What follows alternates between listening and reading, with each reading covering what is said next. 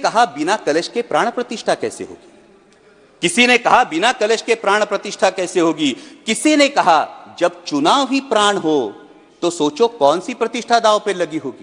लोग तो कुछ कहेंगे, लोगों का काम है कहना, आप जन की बात मत सुनना, सिर्फ मन की बात करना। फिर भी खुश थे हम, 500 साल का सपना जो पूरा हो रहा था, हमारे अंदर का हिंदू भी पूरी तरह से जाग गया था। इस वास्तविकता ने झंझोड़ना के बाद भी हम अंधभक्तों की तरह चलते गए। होश तो तब संभाला जब रामलल्ला के दर्शन हुए। महामहिम राष्ट्रपति जी ने राम मंदिर के निर्माण की बात की और मर्यादा पुरुषोत्तम प्रभु श्री राम, हमारे रामलल्ला जो विराजमान हुए, उसके लिए मैं समूचे देश का अभिनंदन करता हूं और उसी के बारे में कुछ पंक्तियां कहकर मैं अपनी वाणी को विराम दूंगा। अध्यक्ष महोदय, जब रामलल्ला की प्राण प्रतिष्ठा की बात आई तो किसी ने कहा बिना कलश के प्राण प्रतिष्ठा कैसे होगी? किसी ने कहा बिना कलश के प्राण प्रतिष्ठा कैसे होगी? किसी ने कहा जब चुनाव ही प्राण हो तो सोचो कौन सी प्रतिष्ठा दांव पे लगी होगी। लोग तो कुछ कहेंगे, लोगों का काम है कहना, आप जन की बात मत सुनना, सिर्फ मन की बात करना।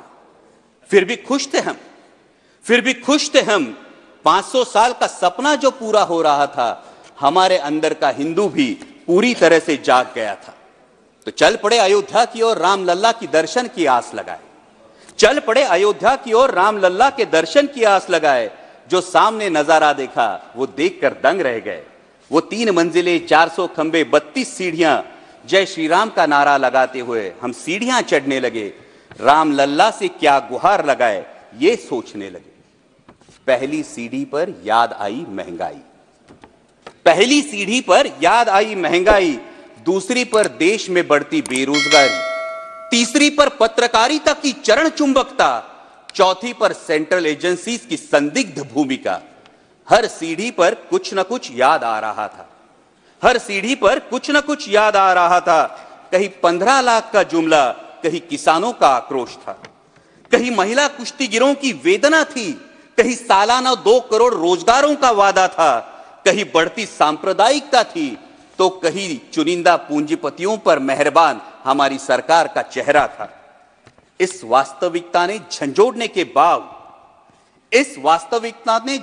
के बाद भी हम अंधभक्तों की तरह चलते गए। होश तो तब संभाला जब रामलल्ला के दर्शन हुए। हमें नतमस्तक देख रामलल्ला मुस्कुराते हुए बोले, हमें नतमस्तक देख रामलल्ला मुस्कुराते हुए बोले, मैं कल भी था, आज भी हूं, कल भी रहूंगा। जितना इस मंदिर में हूं उतना ही तुम्हारे मन में रहूंगा।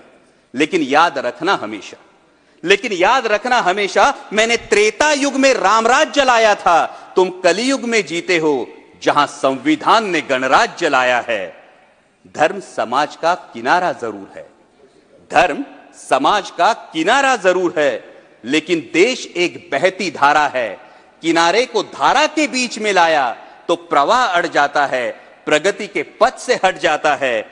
इसलिए धर्म का ठेकेदार नहीं, पहरेदार बनना चाहिए। इसलिए धर्म का ठेकेदार नहीं, पहरेदार बनना चाहिए।